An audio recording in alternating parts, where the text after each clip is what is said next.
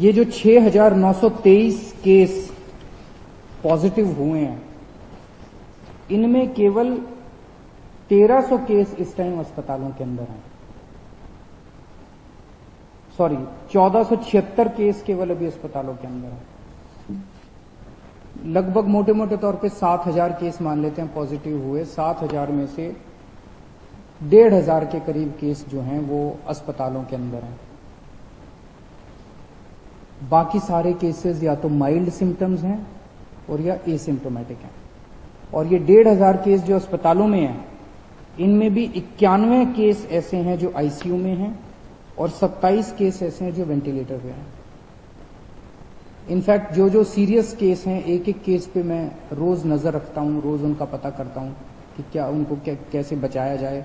किसी को मरने नहीं देना, अपने को कोशिश ये करनी है कि सब लोग सही सलामत जिंदा ठीक होकर अपने घर लौटें। तो हम ये देख रहे हैं कि अधिकतर केस जो है वो माइल्ड या एसिम्टोमेटिक है। लगभग 75% के करीब केसेस एसिम्टोमेटिक या माइल्ड केसेस हैं।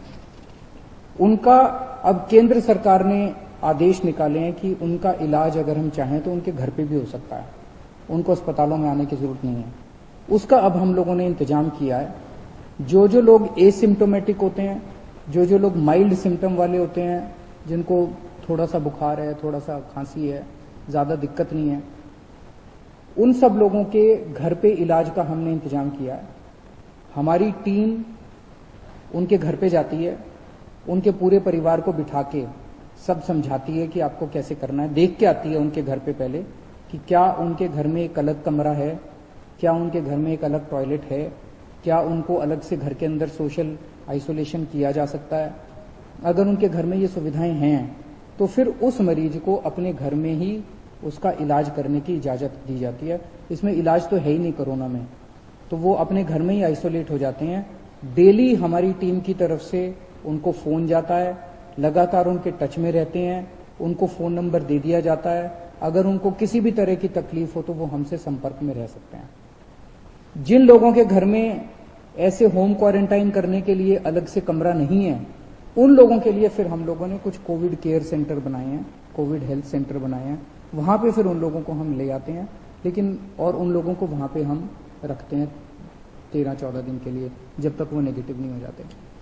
तो ऐसे कम लोग हैं जो कि सीरियस हैं और ऐसे बहुत कम लोग हैं जो कि जिनकी डेथ हो रही है।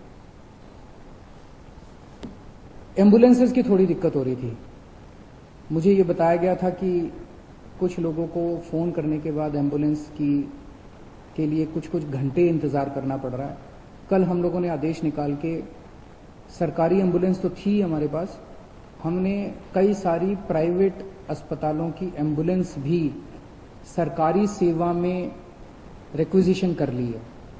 इसका मतलब ये नहीं है कि वो अपने अस्पतालों के लिए काम नहीं करेगी। जो एम्बुलेंस प्राइवेट में थी और जो एम्बुलेंस प्राइवेट अस्पतालों की थी, वो वहां काम करती रहेंगी, लेकिन अगर उनको फोन जाता है और कोई ड्यूटी सरकारी दी जाती है तो उनको वो सरकारी ड्यूटी भी करनी पड़ेगी।